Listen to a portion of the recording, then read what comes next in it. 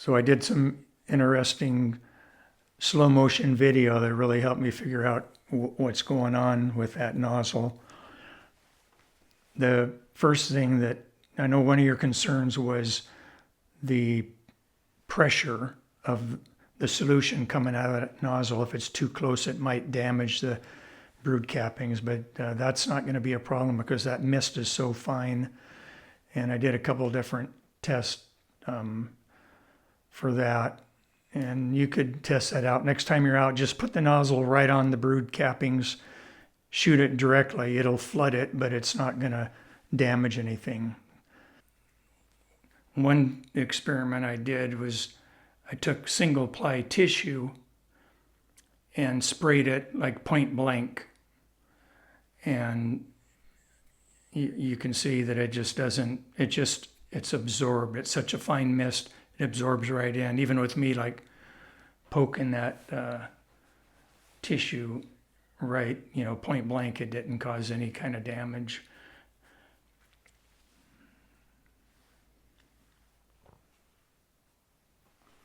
So when that spray comes out, it's in a very defined cone.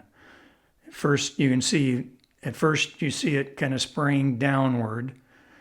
It quickly expands into a cone shape, and it holds that shape. That's kind of fixed. All the nozzles that I did kind of have that fixed cone shape.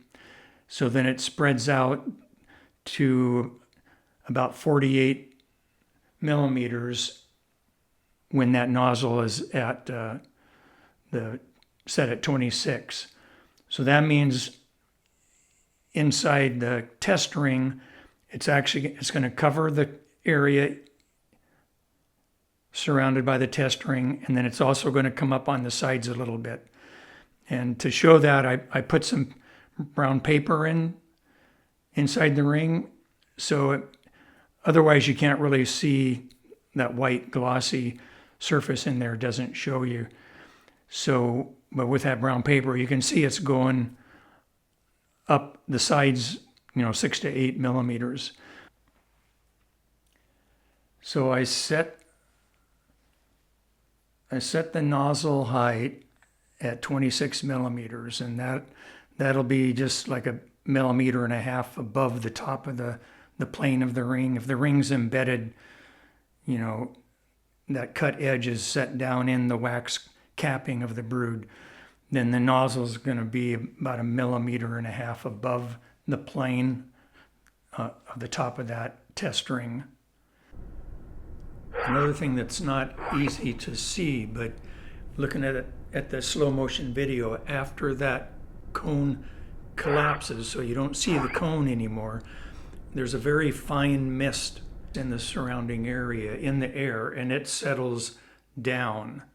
So I'll loop the slow motion video a few times, and if you watch, when that cone disappears, there's still a mist in the air that is going to slowly settle down.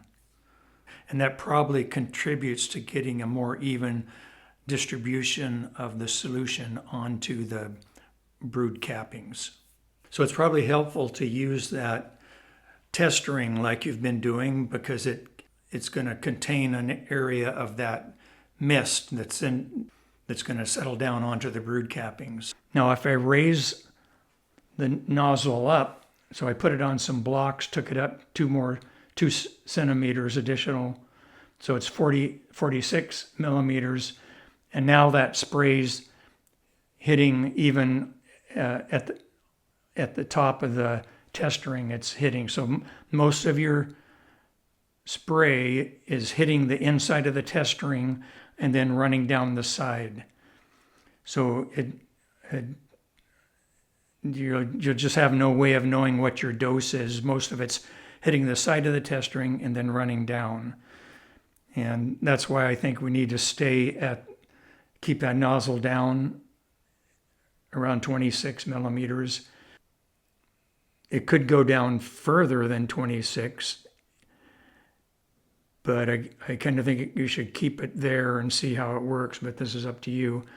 But raising it up higher is just going to put more of the solution on the side walls of the test ring.